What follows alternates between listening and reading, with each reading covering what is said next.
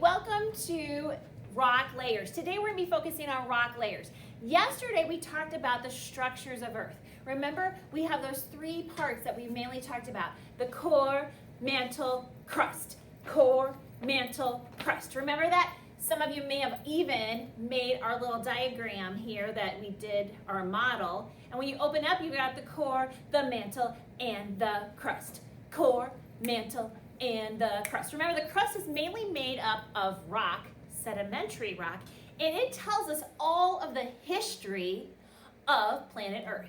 And that's our focus this unit, history of planet Earth. And the core, mantle, crust, right? Core, mantle, crust. But the crust tells us all the evidence. Remember yesterday I talked about Doritos, and I talked about the little crumbs I find here and there in my house that are evidence that my daughter was there because that's her favorite snack.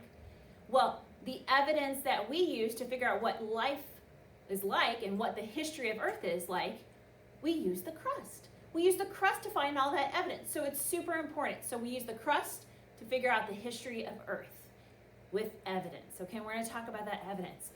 Now, yesterday at the end of the video, I told you to get together two things if you'd like to do our hands-on, just like this, together today. And if you want to pause the video, you can go get those items now if you haven't gotten them, or you can simply watch our demonstration in just a little bit. We need a bottle of water, halfway filled, and some sand, dirt, or rock, just a little bit, not even this much, and something to be able to help you put it into the bottle. Maybe it's a funnel, maybe it's a piece of paper, okay? All right, so if you would like to get these and you haven't gotten them, pause right now, go get them, and then come on back, okay? And I'll put these to. So, we learned yesterday that the Earth is mostly made out of rock. And it just so happens to be, most of it is sedimentary rock, all right? Well, sedimentary rock is made of sediments. Sediments are little pieces, kind of like the sand, little pieces of things. That's sediments. So sediments are broken down pieces of rock and other solid materials that settle to the bottom of a liquid. That's the key thing. It has to settle to the bottom of a liquid. Sediment is not stuff that floats. Sediment is going to sink, okay? Little pieces, broken up pieces. Sediment is often dirt and rock and particles that settle to the bottom of bodies of water. But it also refers to any solid material that has to settle at the bottom of a liquid, such as these particles in this glass of water. And this is where we have our demonstration today, okay? So here we have our bottle of water, all right? And I'm going to put some of the sand in here. And we're going to demonstrate how it's going to go right down to the bottom. So if you do not have a funnel, I'm just going to turn this into a funnel itself, okay? And I'm going to take and just sprinkle a little bit of the sand right into this bottle of water. Ooh, I love that sound. You hear that? It's settling. It's sediments. Hear that? Oh, I love the beach. Okay, so here I have my bottle of water. And if you notice with the sand, it settled right away, didn't it? But sometimes water gets churned up, but it still settles. Sediment. Little particles that settle to the bottom of water are called sediments. Got it? Sediments, okay? That's super important as we go through the whole process of rocks. All right, so sediments, little particles that settle to the bottom. Got it? Sediments, little particles to the bottom. Bingo. Okay, so we're going to talk about how these make sedimentary rocks now. So sedimentary rocks are formed over many years. A sedimentary rock is not going to happen in my lifetime. It's not going to even happen in your great-grandparents' lifetime. It's going to happen over thousands of years, okay? So that's the super cool part. Every time you walk outside and you see the sedimentary rock, that rock is thousands of years old. So it's super cool. So it's thousands of years worth of evidence in it. Awesome, okay? So where on Earth might we see evidence of layering? How could this happen? Okay, so think about this. We are blessed. We have so much sedimentary rock in this area that's exposed that we can see with our eyes. If you ever drive to Missouri and you see all where they cut into the side of the hills for our highways, you see beautiful examples of sedimentary rocks. You could draw a line in them, okay? Those are what sedimentary rocks are. all right? And we're going to talk about how they're formed, all right? But we also know that those sedimentary rocks start off as something like this, little bitty particles mixed with water. Water is one of the key things in making a rock. As we explore science this year, we're going to learn that water is like the glue and the strongest tool there ever was. Water is awesome. Okay? So now let's keep on going here. So now we are talking about the first stage of making a sedimentary rock. And that's depositing, usually by water, okay? Sediments build up in layers called a process called sedimentation. Say it with me. Sedimentation. So we have the depositing, and then we have the sedimentation. Got it? Sediments are compacted as they weigh the sediments on top, squashing the sediments that are on the bottom. So as those layers keep getting added on, those layers at the bottom keep getting squished out, okay? Sediments are cemented by crystals of salt that are left after the water has been squeezed out of the rocks. Okay, so let's talk about this a little bit better, okay? So I'm going to explain how this whole process works a little bit better, and we're going to come up with a little bit of a dance to help us remember this, okay? So I'm going to actually go to the next page because I think there's a beautiful picture. There sure is. Okay. So there are 4 steps in making a rock. Now, remember, it's taking thousands of years to do this, okay? So it's not something that's going to happen tomorrow in your backyard.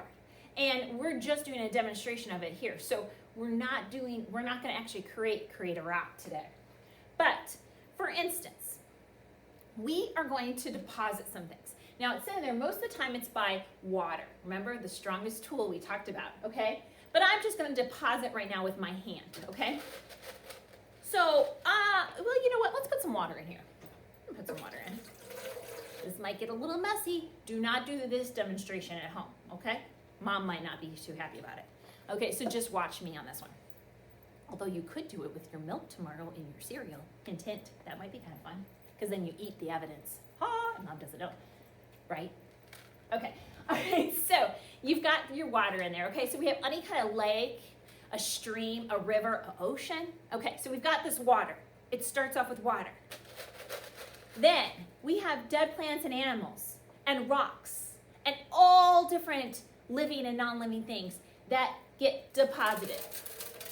Right? Deposited. They get a little bit over here, a little bit here, a little bit here, a little bit here, a little bit here, right? Well, this depositation over time, all right?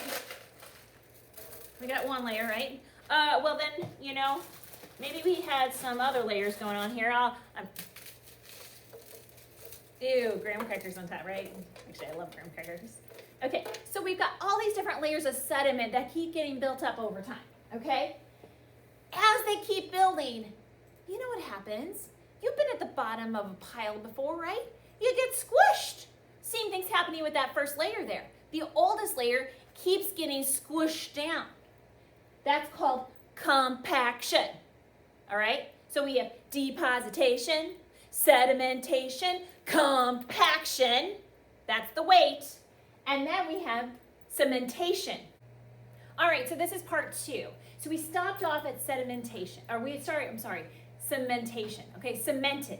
So we have depositation, sedimentation, compaction, cemented, okay? So that cemented part happens because of all that water and the salt that's in that water. It acts like a glue, cemented, just like cement, okay? So we have, remember, deposition, depositation, okay? All right, turn that new word in because of the word deposit that's hidden in there, right? Depositation, sedimentation, layers. Then we have compaction, all that water, right, on top of it. And then we have cemented. It turns into rock, all right? So, hint, hint, hint. Those 4 stages will be on a future quiz, possibly. Hint, hint, hint. You can find them under the tab, or you can scroll through when you're looking at your slides.